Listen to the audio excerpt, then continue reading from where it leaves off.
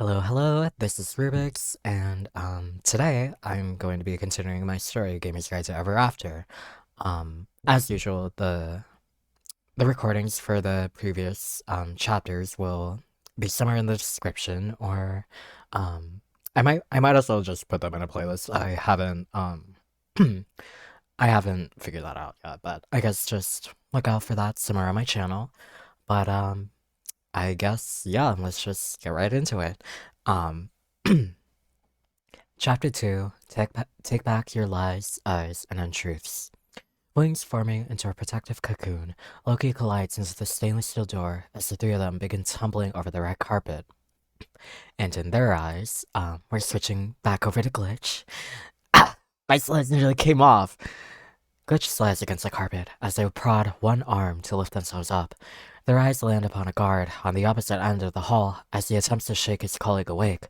Figuring he couldn't wake her up, he resorts to requesting backup over his butterfly band, and It's Okay Zuno begins to play.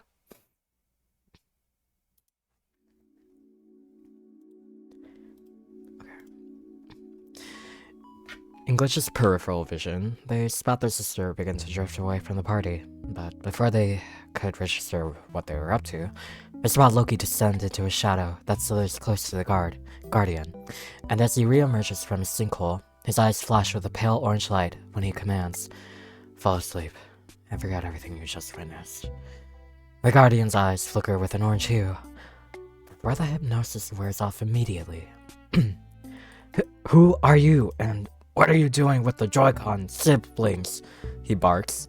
There is something peculiar about the way he swung his tone. And, highlighting this, what? What are my powers? Loki raises his scythe to the ceiling, and the edge of its blade prophesizing unimaginable pain. Then, like a drifting vehicle, Glitch swerves between them with their arms spread apart. Wait! And, lowering his scythe, Loki scratches the side of his face, waiting for them to continue, and Glitch reunites their gaze with the Guardian. And the reader would then see this graphic. It's your guardian pal, Zeno. There are many tales behind those green eyes, though maybe some stories are better left untold. Glitch proceeds to pull out a blue 20-sided die from their pocket as it manifests into their hands. Fixing their attention back to Zeno, they mouth a few words, placing great emphasis on their punctuation. "Please don't worry about me or Aster. This guy means you no harm, and we're here to see our little brother." Every word Glitch speaks causes the 20-sided die to enlarge, before it shatters into oblivion. Processing their words, Zeno glances back to Loki, observing his orange eyes. Then, like a concerned parent, he pries, "Are you sure this strange man doesn't have you or your sister hypnotized?" The strange man plants his foot forward and states, "If they really were under my control, I would have ordered them to kill you seconds ago." "Yeah, wouldn't be the first time you mind-controlled me," Glitch mutters, not really expecting him to hear. In the corner of your eye, Loki flinches. His lips stretch guiltily. Zeno squints at Loki's lips in an attempt to decipher his words. He then glances at Glitch and expresses, "I really don't trust this marigold, but so long as you and your sister are okay." Having said everything he needed to, he retraces his steps back to his post. And don't sweat it, Glitch's theme begins to play.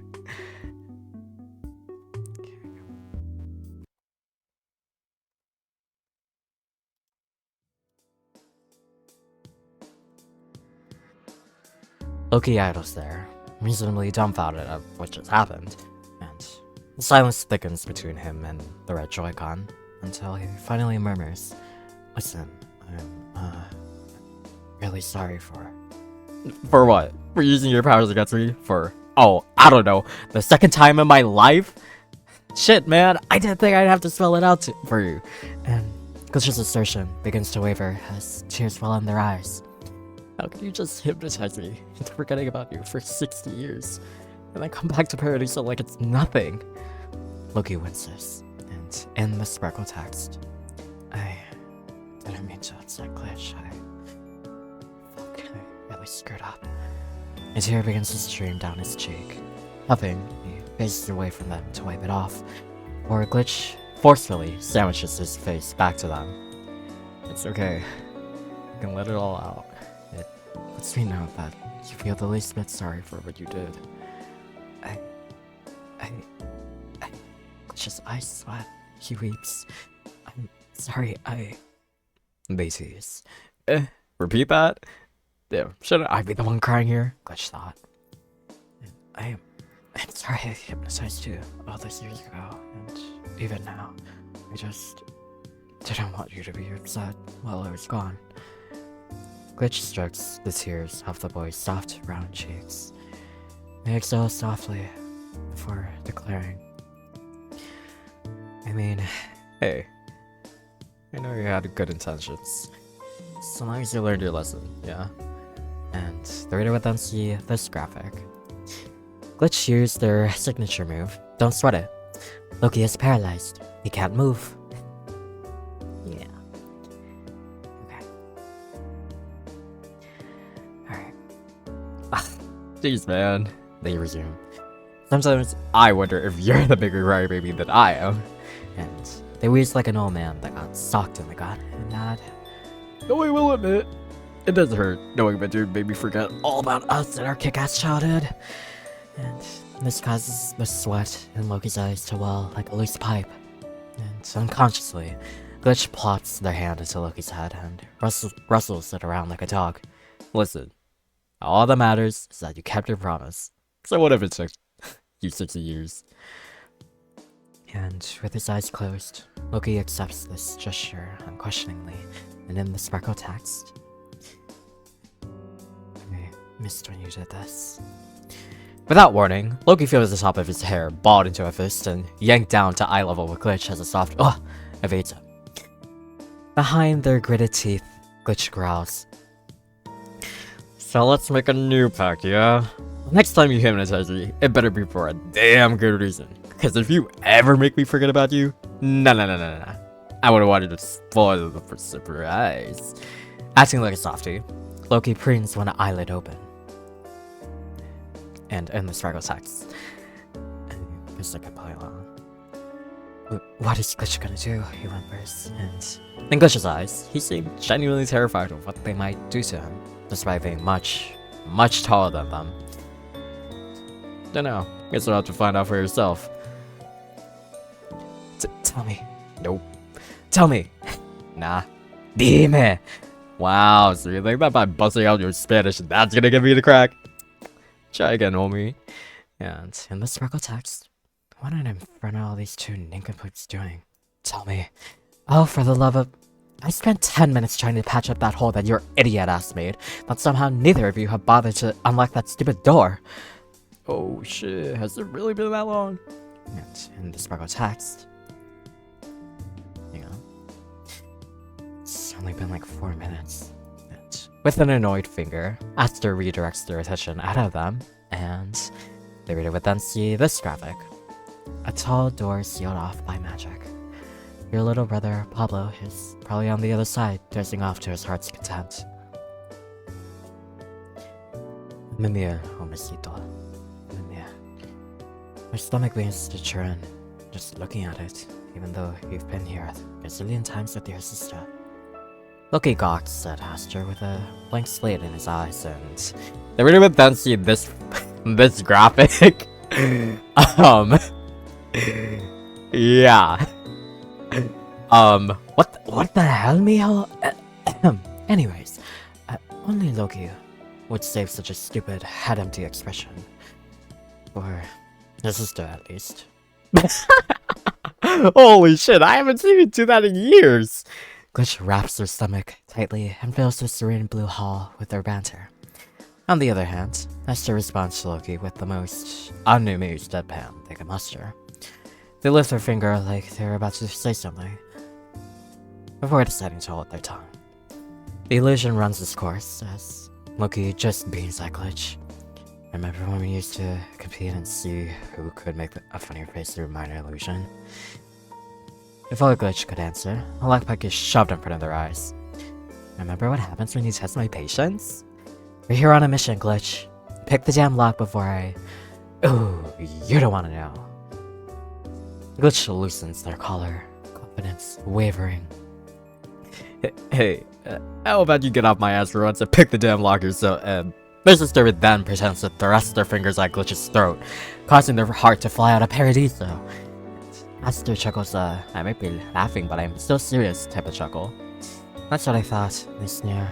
Before their shoulders begin to droop. But, yeah, please just open it.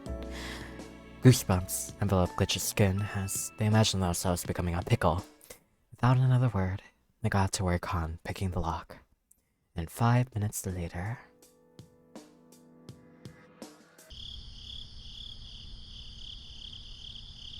Okay. Ugh, Glitch thought. I don't know why I'm the one who always has to open this stupid thing. Asking from a place of genuinity, Loki queries, so is there a reason why you're picking the lock, other than just sketching something to get inside? Is it that? Well, you see, Glitch starts. The room negates our powers. I can't tell you how many times we tried to draw a doorstop to hold it open. This dumb barrier dissolves everything we make, and when we leave, it literally reappears. And they shove a hand through their pocket and reveal their lockpick kit. Our uncle gave us these bad boys a long time ago. Lets us break into just about any room you can imagine. So, shout out to my man Cronus for real. And they spin their gaze over to Aster and ask, Hey sis, remember the last time you tried stitching a hatchet to get in? Please don't remind me. The sister babbles. And Loki's eyes trail off into the hallway. Then he listlessly remarks, Shouldn't we be worried about the commotion I made earlier? Nah, don't worry, Glitch reassures. This is one of the more isolated parts out of our kingdom. Nobody comes here except us, so I doubt any of the guardians would bother to search over here, unless they were ordered to. Getting a feel for its material, Loki scratches the surface of the door, like a cat and its scratch tower. So, this is your brother's room? Speaking of, I don't recall you guys ever having a little brother before I left. On the contrary, Glitch starts, before their tone becomes more silky than usual. This actually used to be our mom's old bunk before she sacrificed herself. Our father uses it to lock up her stuff. Their arms begin to droop as each wiggle and twist of their lockpick becomes taxing. See, and Loki seemed to avert his gaze elsewhere. And in the sparkle text, maybe I shouldn't have asked that. Okay. The silence drags on until Aster cracks the ice and finally adds, We always thought Pablo used to be one of Mom's old creations, but we're scared that if somebody saw him, they'd find a way to get rid of him because they think we used our magic to create Pablo. Oh, yes. That way he's trapped behind this door. So far, only, those two know about Pablo. And Glitch cranes their neck backwards to spot whoever this is was talking about, and is standing half awake, while his comrade Joan was curled up against the wall and muttering in her sleep. And the reader would then see this graphic. It's your other guardian pal, Joan. She is a rose, the demi-bloom of elementals. Roses are the less than carnage disciples. The most notable traits are the sparkles in their eyes. And somehow, their race reminds you of an old kids show you and your sister used to watch. Your heart begins to race as you watch that bubble in her nose shrink and expand like blowing bubblegum. You did not think she was visually stunning or attractive whatsoever, no sirree. She's also the girl you saw in your vision. Even when she's sleeping, she looks so pretty. Glitch intrusively thinks. And the seconds of trying to pick this lock open drag on, until Glitch finally professes. There's actually something I've been meaning to ask you. This causes Loki to flinch, before he asks, yeah? What's up? Glitch studies him with a raised brow. Before continuing, before you and your mom were, sent to Inferno, you said that your mom was being accused of something she didn't do? Uh, right. Um, Loki massages his, temple like he was trying to figure out how he should articulate this. This lasts for at least half a minute, until Glitch holds their patient gaze with Loki to let him know that they were listening. Before realizing that it was Xeno he was worried about. Rolling their eyes, Glitch assures, don't worry about my man Xeno. He can't hear you. And they lean in close and murmur, he's ready to pass out, so don't worry about him reading your lips or anything. Okay then, what about that one? Glitch's attention magnetized over the blonde beauty curled against the wall. Fumbling for a response, Glitch spouts, this here is, Joan. She's your average deep sleeper. Don't mind her. Yeah, that's their swoon, mama. The sister teases. No, she isn't. Glitch stammers. Their body temperature fluctuates through the roof as they cover their ears. And in the sparkle text, yeah, right. You ain't convincing nobody without super red your faces right now. Why do I feel threatened? Joan's incessant snoring ruptures through the ceiling, causing Glitch's lockpick to snap in half. They sigh and pluck out the other end, reaching inside their pocket for a new one. Okay. The cheers. If you wanna sleep, you can go right ahead. And they stick an ear out for Xeno's raspy voice as he tiringly replies, are you sure? Yes. Nobody's gonna come here. Trust. Xeno's silence made it seem like he was grappling with this tempting offer. Before he conceded, alright, just make sure you don't get locked from the inside. Thereafter, his platinum-adorned feet drift further along the hallway, and in the corner of their eye, a fluttery hand gesture wraps Glitch's attention as Zester summons a blue mage hand to carry Joan away too. And disturbance is cleared. Glitch twists their free hand in Loki's general direction and says, as you were saying, right, sorry. Right, I guess I should start with my mission. Mama sent me here to clear her name after she was accused of hypnotizing your stepmom. For the past 60 years, the freedom to die between our realms is never marked with a crest of dissension, if it weren't for the lust incarnate's mercy. The crest of dissension is a curse that prevents you from crossing between realms. But despite this, and his voice softens, I just couldn't bring myself to leave my mama's side, no matter how badly I missed the both of you. This causes Aster to blink wildly, and in the sparkle text, wait, did this orange-eyed freak just say missed me? And Loki takes a deep breath and ventilates the air through his nose. Okay, don't freak out, but your stepmother isn't the original incarnate of envy. Your heart drops. Mama believes that the original envy, the real Revere, has a twin sister who ended her life decades ago. And the Mole of Paradiso, her theme, begins to play.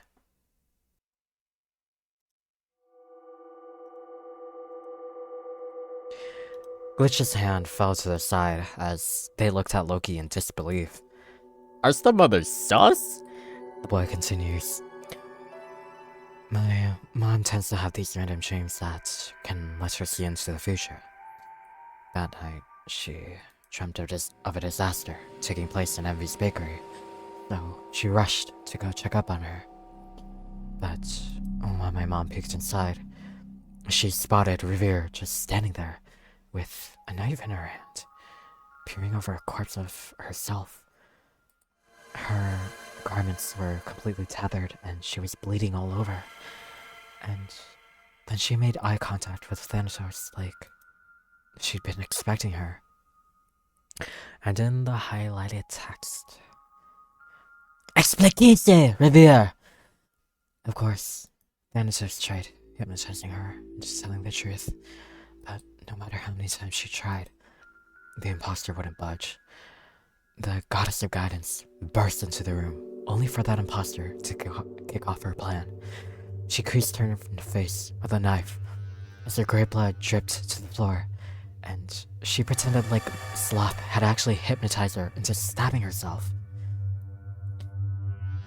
"Mitama, do something!"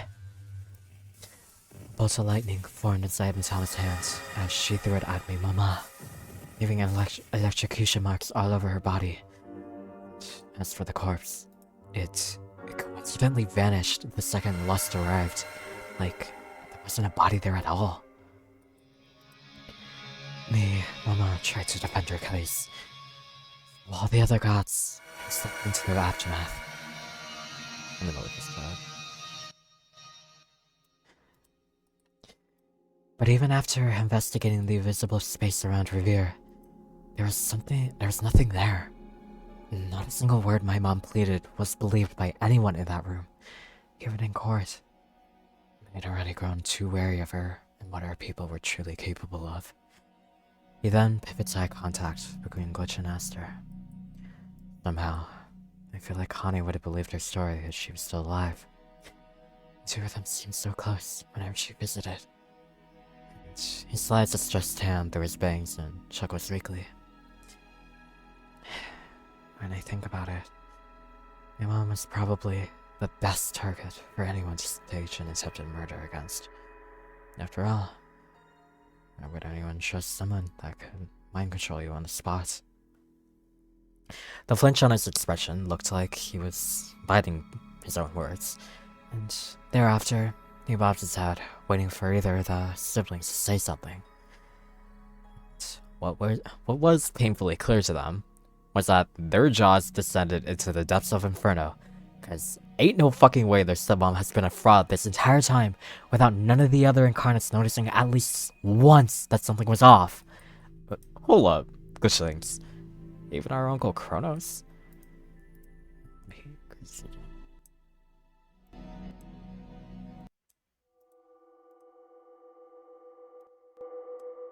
Yeah. Eventually, their sister was the first to speak up. "There's something about your story that doesn't quite add up." This causes Loki to tilt his head slightly, as Aster becomes a waterfall of questions. How does your mom know that Revere has a twin sister? This is the first I've heard of it. And if the original goddess of balance really is dead, then what happened to all her, soul residue? And what about everything Judge Chrysanthemum said at your mom's trial? And he ponders these words carefully before answering. We aren't entirely sure if that twin theory was correct, but... And the reader would then see this graphic scattered around the document. Have either of you noticed how the two moles on the Goddess of Balance's face vanished after the incident?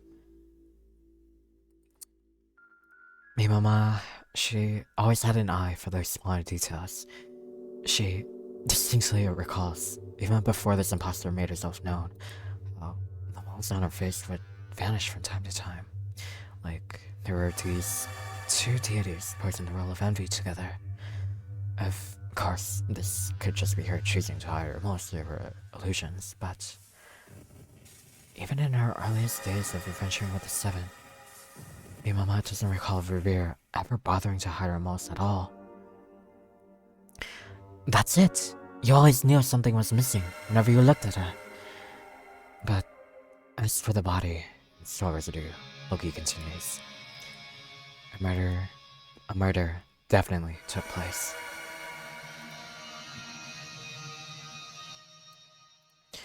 A murder definitely took place. My mama recalls the faint smell of soul energy scattered across the room like there was a struggle. Loki's hand claps over his mouth as he jaws over something briefly. There's something I forgot to mention. Hmm? Hmm? None of the other gods really picked up on it at the time, and neither did Mama. And the reader would then see this graphic. But I remember her mentioning how there are these distinct gray blood splashes on her mouth. Are you following along? No fucking way. Our stepmom ate the original Revere? And in the sparkle text, he ate the goddess of balance? But as for the court case, Loki continues, we believe that the chrysanthemum who oversaw the trial was an illusion created by the fraud. It's likely she did something to the original justice. In the sparkle text, no wonder she's been on vacation leave for the past century. Somehow everything he said made perfect sense. Revere used to be so nice to me and Az, and it never made sense why she became so bitter as shit after the Sloth trial. Glitch gulps. And to make things much worse, now that Monster's married to Dad, who probably doesn't even know who she really is. Then again, that doesn't really justify any of the shit he's done either. And everything feels so unsure begins to play.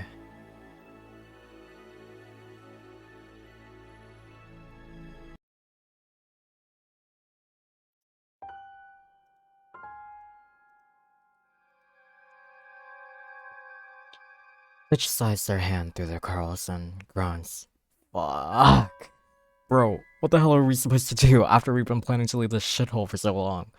And Esther cups her chin, reassessing their new findings. Then they begin. We'll tell Uncle Cronus about it in the morning. He'll know what to do. Saying this aloud causes Esther to let out a heavy sigh. One that was filled with doubt. Neither of you were completely sure if Kronos, the incarnate of greed, could do anything about it. Especially with the sorry state he was in now. To your knowledge, traveling back by even a minute has had profound consequences on Kronos' health ever since he was exposed to Origin. Though he has lost his abilities as the god of time, he's still acknowledged as one of the 7 that constructed Paradiso. That's as far as everyone's respect goes. Out of the blue, Loki murmurs, "Great is your uncle?" And before anyone could confirm, he quickly adds, Right. How could I forget? He's the Wrath Incarnate's brother." Hearing the name Kronos seemed to stir some recognition within Loki, you notice, though you couldn't pinpoint why. Folding his arms, he admits, "I'm truly sorry for dropping this on the both of you on such short notice, especially when you were already planning to escape. If Greed somehow isn't able to provide assistance, I'm going to ask the 2 of you something, and you don't have to answer right away, okay?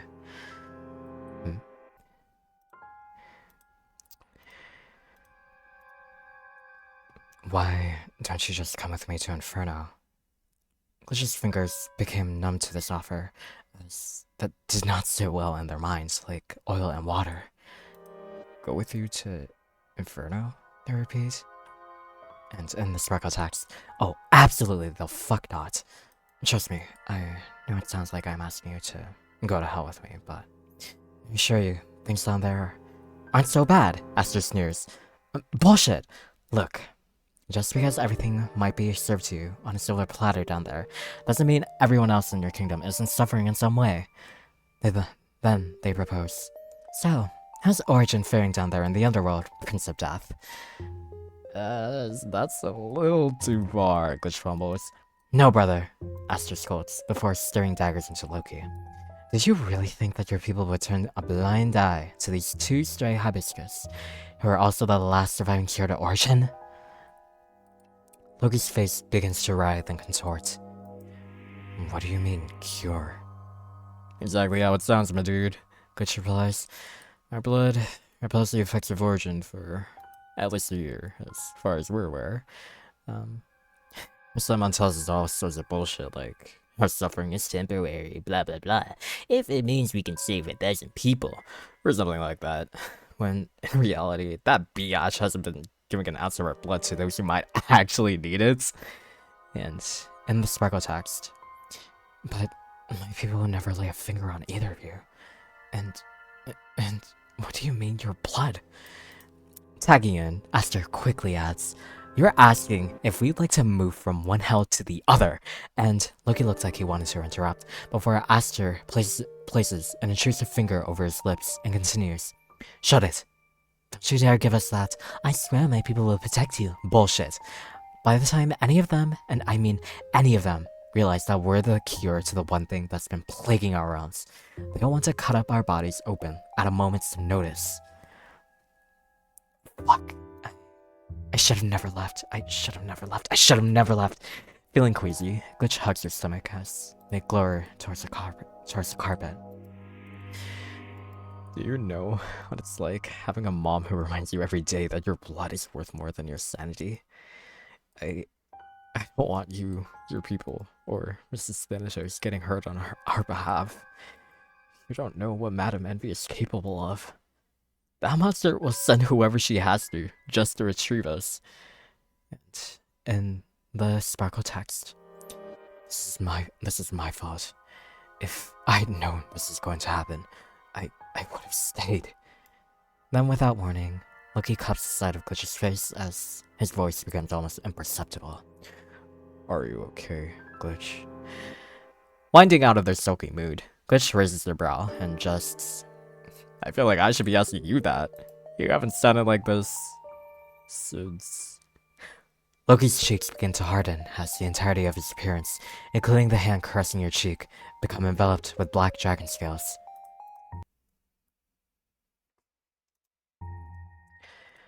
A bead of sweat trickles down your neck. The look in his abysmal eye was dead serious as he says... And the reader would then see this graphic. Give me one good reason why we shouldn't find that pinche puta right now. You're 6 feet under. Grab! I forgot how scary it looks when he's like this. Glitch clumsily fumbles for a sheepish hand over Loki's hardened cheeks as they soften into his normal and really soft skin upon contact. Finding some random BS to spell. Yeah, sure. Because you die, silly. No. That's the best, bro. I can just let you march straight to your death now, can I? His dragon features remain. Oh, flip. I could have sworn that would have worked. Then, like a chicken crossing the road, a thought crosses Glitch's mind. I wonder if this still works. And you basket Loki's hand and press it against your face. ... Almost immediately, his unsightly features vanish. Whew. Glitch quivers at the thought of witnessing him like this now, after 60 years. In light of this scenario, another thought crosses their mind. Kinda silly how bro never grew out of me comforting him like this. A tear begins to tremble down Loki's face as he mutters, Club, I should have never left you alone in Paradiso. And in the sparkle text, back to blending into the background. Back to blending in with the background, I guess. I know, which starts, but all that matters is that you're here now. Loki bops his head slightly.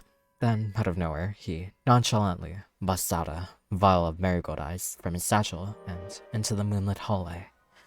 There would then see this other graphic. A morbid vial of marigold eyes. I sampled some of these from a storage, hoping one of the court's judiciaries could glimpse into the history of these vials. Glitch pondered this. As bomb as a bat sound. Is that chilly enough to draw a connection to her viewer? Loki slides his hands to his bangs and promptly emits. I was also planning on hitting up the castle archives for records to honor our imposter, but the rest of our kingdom is much too high alert. Much too is on much too high alert now. It'll be hell trying to get there in the first place. That and I wouldn't even know where her real name is indexed under, assuming that she hasn't already disposed of it herself. The boy's attention falls back onto Glitch as the stress in his eyes dissipates. It saddens me, not knowing how much pain that piece of shit has been putting you through your entire life. As sympathetic as that was supposed to sound, a bead of sweat trickles down Glitch's brow, as they realize that this was more so directed at them than it was Aster. And in the speckle text, I'm here too, you know. Aster folds her arms as their eyes go on a lovely afternoon date with the back of the skull. If I'm being honest, I didn't tell Thanatos that I wanted to kidnap you while I was here. Then his attention finally shifts to Aster. But I suppose you could come with us to Inferno too. First of all, Aster begins, nobody agreed to accompany you to Inferno. Oh, and secondly, they ball their hand into a fist and strike Loki right in the gut as he coughs out a heck of spit. That's for kicking my chin earlier. And in the sparkle text, what the hell? I thought we were even. Wait, you were planning on kidnapping me? Glitch listlessly asked, immune to what was happening. After Loki rearranges his gut from the inside, he lets out a sharp, huh. Forgive me, your majesty. Then he wraps his arms around the red Joy-Con and whimpers pathetically. Tell Aster they're being mean. Smiling, Glitch prods him off their shoulders. Sorry, Bursty. Oh yeah. Sorry, Bursty. They're kinda right. And besides, Glitch places a hand over their own stomach. I don't want to get gun punched either. Mr. cracks their knuckles and scoffs. Good to know where your priorities lie, brother. Now chop chop and pickety pickety that damn lock before I grow another gray hair from this fucker. And without another word, the sister begins trailing off into the hallway. Okay. And yeah, that would take us to our next chapter. Yeah, I guess just look out for that somewhere in the description, wherever the hell I put it, but yeah. Thanks for watching, and I hope to catch you in the next one.